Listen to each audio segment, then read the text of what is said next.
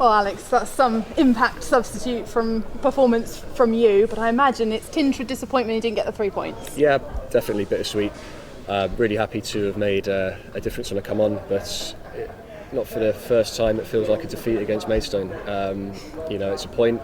If you don't win them, at least you draw them.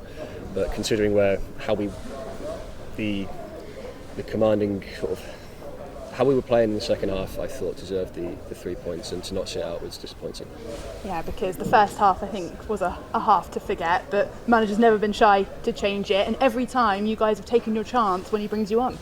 Yeah, I mean, we trained all week to try something, and credit to them, they made it difficult. They sat in, and teams when they're down towards the bottom of the table like they are, they're hard to break down, and a first goal is really important. So, it's there's no harm in trying what we tried, and I was grateful to get a chance, and was happy to make an impact as did all the other substitutions. So, it was a bittersweet afternoon. I'm going to talk about the first goal. It was a great ball from Morgan Williams and some finish into the top corner. Thank you. Yes, had a bit of time, I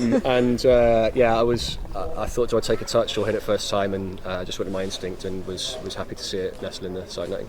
And you were just hanging about in the 6-yard box for the second one, 2 in 2 minutes, and giving you the credit for the goal. We didn't know if you did get the final touch, but it was a great ball in. It was, yes. I'd need to see it back, I think, but no, I'd made a run across the front post, and I didn't see who got the final touch. But if there is any ambiguity, I'll be happy to, put my hand up for it. But no, it was well played from Worthy or Chori, whoever poked it in at the end. And you were so dominant in that second half, couldn't quite get the third goal. Is there something in the mentality of the side that just can't kill games off? It was something the gaffer said actually afterwards. We probably should have gone for a third a bit more than we did.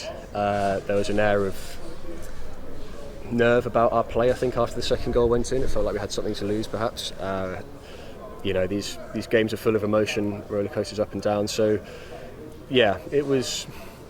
I think maybe we could have been a bit more professional in how we saw it out. Certainly the last 5 minutes, but it's a team game, and we all take our fair share of responsibility around for conceding so late. Yeah, and in the build-up to that free kick that you conceded, sort of keeping it in the corner, perhaps the manager wanted you to put it into the box. Is that just a decision you make on the field? Yeah, that was, to be fair. And, I looked at the clock and saw 89, 90 minutes and thought if we keep it there, it just kills the game off, as teams have done to us, and we didn't retain possession in the corner, and, it was, I think a lot still had to happen for that ball to end up in our net, but still, it was one of those on-field decisions.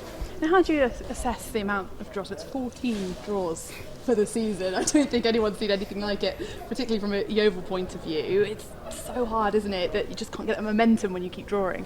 Yeah, and credit to the fans that came out today as well, because it must be frustrating as a supporter seeing it. It's certainly frustrating to play in when you, certainly games like that, when you feel like you deserve to win.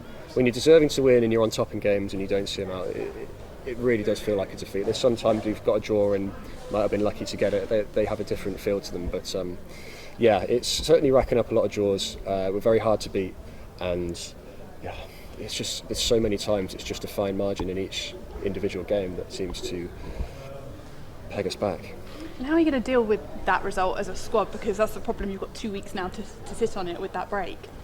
I mean, we've got time. We've got a lot of games coming up. We'll find out this week what we'll be doing in terms of how we'll manage the bodies. A lot of guys have picked up a lot of games in the last week, so there'll be a time for some people to rest up and recuperate, and there'll be time for us, like myself, that have not quite been playing as much in the last week or two, to hammer down our fitness. What do you well done today? Appreciate it. Thank you.